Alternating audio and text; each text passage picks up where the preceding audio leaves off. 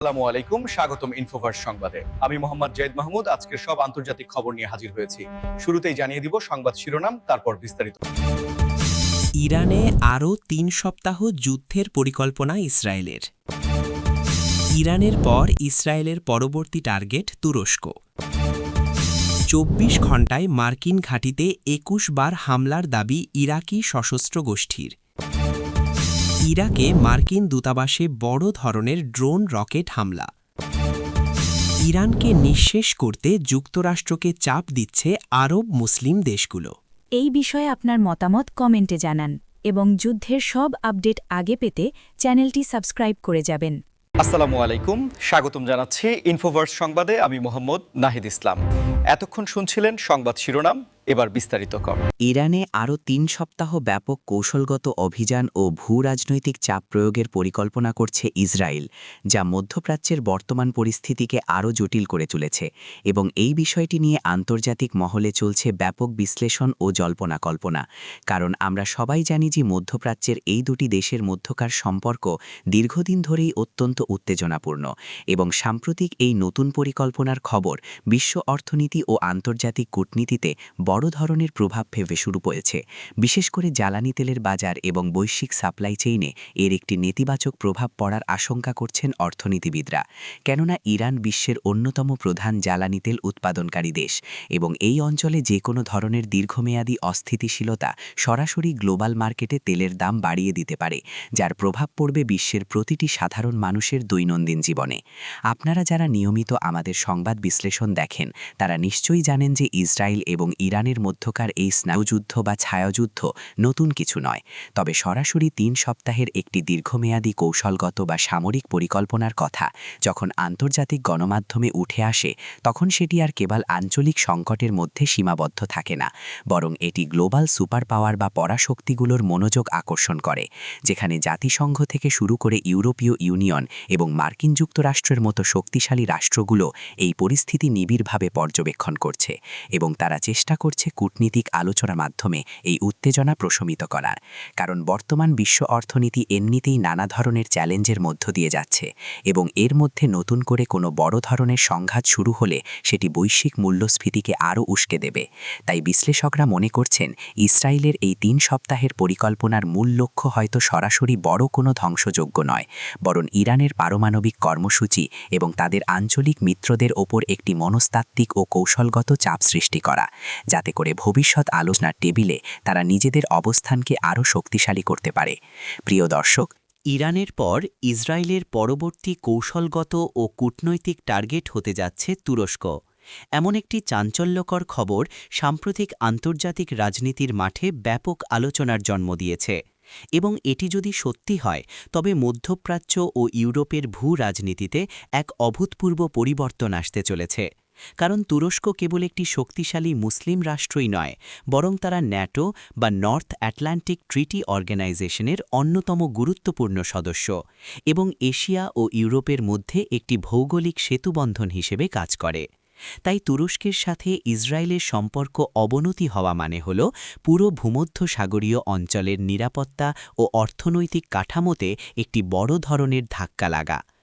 আপনারা হয়তো লক্ষ্য করেছেন যে গত কয়েক মাস ধরেই তুরস্কের নেতৃত্ব এবং ইসরায়েলি প্রশাসনের মধ্যে বাক্য বিনিময় ও কূটনৈতিক উত্তেজনা চরম আকার ধারণ করেছে, যেখানে উভয় পক্ষই একে অপরের নীতি ও কার্যকলাপের তীব্র সমালোচনা করছে। বিশেষ করে ফিলিস্তিন ইস্যু এবং পূর্ব ভূমধ্যসাগরে গ্যাস অনুসন্ধান নিয়ে এই দুই দেশের মধ্যে স্বার্থের ব্যাপক দ্বন্দ্ব রয়েছে, যার ফলে ইসরায়েল এখন তাদের বৈদেশিক নীতির কৌশলগত পরিবর্তন এনে তুরস্ককে তাদের অন্যতম প্রধান চ্যালেঞ্জ হিসেবে চিহ্নিত করছে।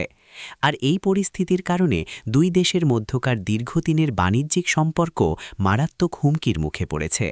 অথচ একসময় এই দুই দেশের মধ্যে সামরিক ও অর্থনৈতিক ক্ষেত্রে বেশ ভালো একটি বোঝাপড়া ছিল, কিন্তু বর্তমান প্রেক্ষাপটে ইসরায়েল মনে করছে যে তুরস্ক এই অঞ্চলে তাদের প্রভাব বিস্তারে একটি বড় বাধা হয়ে দাঁড়াচ্ছে, যার কারণে তারা কূটনৈতিকভাবে তুরস্ককে একঘরে করার বা আন্তর্জাতিক মহলে তাদের বিরুদ্ধে একটি শক্ত অবস্থান তৈরি করার চেষ্টা করছে। প্রিয় দর্শক, এই ধরনের ভূরাজনৈতিক সমীকরণ বোঝাটা অনেক সময় সাধারণ মানুষের জন্য কঠিন হয়ে দাঁড়ায়, কিন্তু আমরা আপনাদের জন্য বিষয়গুলোকে সহজভাবে উপস্থাপন করার চেষ্টা করি। তাই আপনারা যদি মনে করেন যে আমাদের এই বিশ্লেষণ আপনাদের উপকারে আসছে, তবে ভিডিওটি আপনার বন্ধুদের সাথে শেয়ার করতে পারেন এবং আপনাদের মতামত আমাদের কমেন্ট বক্সে জানাতে পারেন। গত ২৪ ঘণ্টায় ইরাকে অবস্থিত মার্কিন সামরিক ঘাঁটিগুলোতে ২১ বার হামলার দাবি করেছে ইরাকি সশস্ত্র গোষ্ঠীগুলো, যা এই অঞ্চলে অবস্থানরত বিদেশি বাহিনীর জন্য একটি নজিরবিহীন নিরাপত্তা সংকট তৈরি করেছে এবং মধ্যপ্রাচ্যে মার্কিন যুক্তরাষ্ট্রের সামরিক উপস্থিতিকে কেন্দ্র করে যে গভীর অসন্তোষ রয়েছে, এই ঘটনা তারই একটি সুস্পষ্ট বহিঃপ্রকাশ বলে মনে করছেন আন্তর্জাতিক নিরাপত্তা বিশ্লেষকরা। কারণ এত অল্প সময়ের মধ্যে এতগুলো সুপরিকল্পিত আক্রমণ প্রমাণ করে যে এই সশস্ত্র গোষ্ঠীগুলোর লজিস্টিক এবং অপারেশনাল সক্ষমতা আগের চেয়ে অনেক গুণ বৃদ্ধি পেয়েছে, যা মার্কিন প্রতিরক্ষা দপ্তর বা পেন্টাগনের জন্য একটি বড় মাথাব্যথার কারণ হয়ে দাঁড়িয়েছে। আপনারা জানেন যে ইরাক ও সিরিয়া সহ মধ্যপ্রাচ্যের বেশ কিছু দেশে মার্কিন বাহিনী মূলত সন্ত্রাসবাদ দমন এবং আঞ্চলিক স্থিতিশীলতা রক্ষার কারণ দেখিয়ে অবস্থান করছে, কিন্তু স্থানীয় জনগণের একটি বড় অংশ এবং বেশ কিছু প্রভাবশালী সশস্ত্র গোষ্ঠী এই বিদেশি উপস্থিতিকে তাদের সার্বভৌমত্বের প্রতি হুমকি হিসেবে দেখে এবং তারা দীর্ঘদিন ধরেই দাবি জানিয়ে আসছে যেন মার্কিন বাহিনী তাদের দেশ ছেড়ে চলে যায়। আর এই দাবির প্রেক্ষিতেই তারা বিভিন্ন সময় মার্কিন স্থাপনাগুলোকে লক্ষ্যবস্তুতে পরিণত করছে।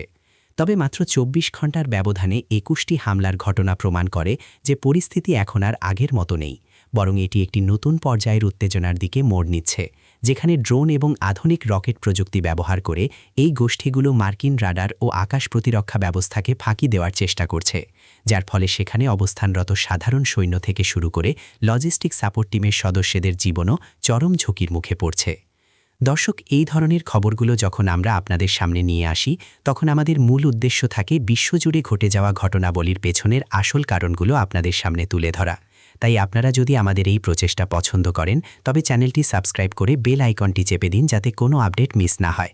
কারণ এই মার্কিন ঘাঁটিতে হামলার ঘটনাগুলো সরাসরি প্রভাব পড়ে বিশ্ব অর্থনীতি এবং আন্তর্জাতিক কূটনীতিতে।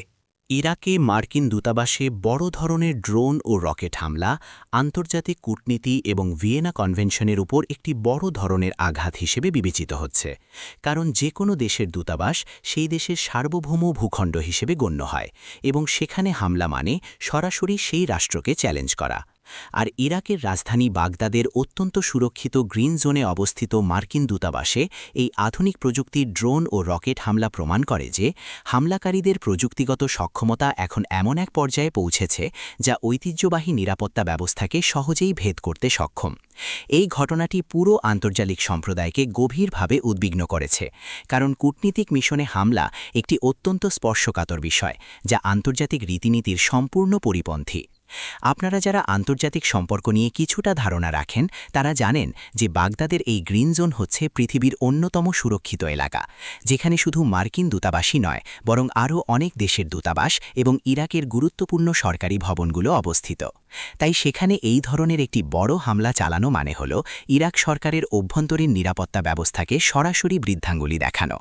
আর এই হামলার কারণে দূতাবাসের ভেতরে থাকা কূটনীতিক, সাধারণ কর্মকর্তা এবং নিরাপত্তা কর্মীদের মধ্যে চরম আতঙ্ক ছড়িয়ে পড়েছে। যদিও মার্কিন অ্যান্টি মিসাইল সিস্টেম বা আকাশ প্রতিরক্ষা ব্যবস্থা অনেকগুলো রকেট ও ড্রোনকে মাঝপথেই ধ্বংস করতে সক্ষম হয়েছে, তবু এই ধরনের হামলার মনস্তাত্ত্বিক প্রভাব অত্যন্ত সুদূরপ্রসারী, যা কূটনৈতিক সম্পর্ক এবং আস্থার জায়গাটিকে ব্যাপকভাবে নষ্ট করে দেয়। প্রিয় দর্শক, আপনারা নিশ্চয়ই অনুধাবন করতে পারছেন যে আধুনিক বিশ্বে সংঘাতের ধরন কিভাবে বদলে যাচ্ছে। একসময় যা ছিল মুখোমুখি লড়াই, এখন তা হয়ে দাঁড়িয়েছে রিমোট কন্ট্রোলড ড্রোন আর গাইডেড রকেটের খেলা। আপনাদের কাছে আমার প্রশ্ন, আপনারা কি মনে করেন এই ধরনের প্রযুক্তিগত উৎকর্ষতা বিশ্ব শান্তির জন্য একটি বড় হুমকি হয়ে দাঁড়াচ্ছে? ইরানকে কৌশলগত ও আর্থিকভাবে নিঃশেষ বা পুরোপুরি একঘরে করে দিতে মার্কিন যুক্তরাষ্ট্রকে প্রবল চাপ দিচ্ছে মধ্যপ্রাচ্যের বেশ কয়েকটি প্রভাবশালী আরব মুসলিম দেশ, যা এই অঞ্চলের অভ্যন্তরীণ রাজনীতির একটি অত্যন্ত চমকপ্রদ ও জটিল দিক উন্মোচন করেছে। কারণ বাইরে থেকে পুরো মধ্যপ্রাচ্যকে মুসলিম অধ্যুষিত একটি একক ব্লক মনে হলেও এর ভেতরে রয়েছে শিয়া এবং সুন্নি মতাদর্শের এক ঐতিহাসিক এবং গভীর রাজনৈতিক বিভাজন। যার উপর ভিত্তি করে তৈরি হয়েছে নানা ধরনের ভূ রাজনৈতিক মেরুকরণ এবং এই মেরুকরণের কারণেই মূলত উপসাগরীয় সহযোগিতা পরিষদ বা জিসিসিভুক্ত বেশ কিছু ধনী আরব দেশ ইরানের ক্রমবর্ধমান প্রভাব, তাদের পারমাণবিক কর্মসূচি এবং বিভিন্ন দেশে তাদের প্রক্সি নেটওয়ার্ক নিয়ে চরম উৎকণ্ঠায় রয়েছে।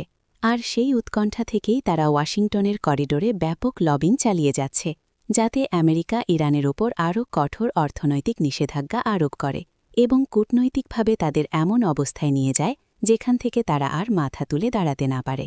আপনারা যদি একটু পেছন ফিরে তাকান তবে দেখতে পাবেন যে গত কয়েক বছরে বেশ কয়েকটি আরব দেশ আমেরিকার মধ্যস্থতায় ইসরায়েলের সাথে অ্যাব্রাহাম অ্যাকর্ডস বা সম্পর্ক স্বাভাবিক করার চুক্তি স্বাক্ষর করেছে, যার অন্যতম প্রধান একটি অলিখিত কারণ ছিল ইরানের বিরুদ্ধে একটি ঐক্যবদ্ধ শক্তিশালী ফ্রন্ট তৈরি করা। এই আরব দেশগুলো মনে করে যে ইরান যদি একবার পারমাণবিক অস্ত্র অর্জন করতে সক্ষম হয় তবে সেটি ইসরায়েলের চেয়েও তাদের নিজেদের অস্তিত্বের জন্য বেশি হুমকিস্বরূপ হবে, কারণ এই অঞ্চলে আঞ্চলিক আধিপত্য বিস্তার নিয়ে আরব দেশগুলো এবং ইরানের মধ্যে যে শীতল লড়াই চলছে তা যে কোনো সময় নিয়ন্ত্রণের বাইরে চলে যেতে পারে। তাই তারা চাইছে আমেরিকা যেন তাদের সুপার পাওয়ার স্ট্যাটাস ব্যবহার করে ইরানের অর্থনীতি এবং সামরিক সক্ষমতাকে একেবারে পঙ্গু করে দেয়। প্রিয় দর্শক, আন্তর্জাতিক রাজনীতির এই দাবা খেলা অত্যন্ত রোমাঞ্চকর এবং পরিবর্তনশীল, যেখানে স্থায়ী কোনো শত্রু বা মিত্র নেই, আছে কেবল নিজেদের জাতীয় স্বার্থ। আপনারা এই আরব দেশগুলোর ভূমিকা নিয়ে কী ভাবছেন তা আমাদের সাথে শেয়ার করতে পারেন। আর আপনাদের যদি এই ধরনের খবর ভালো লাগে তবে আমাদের চ্যানেলটি সাবস্ক্রাইব করে আমাদের এই ছোট পরিবারের সদস্য হয়ে যেতে পারেন।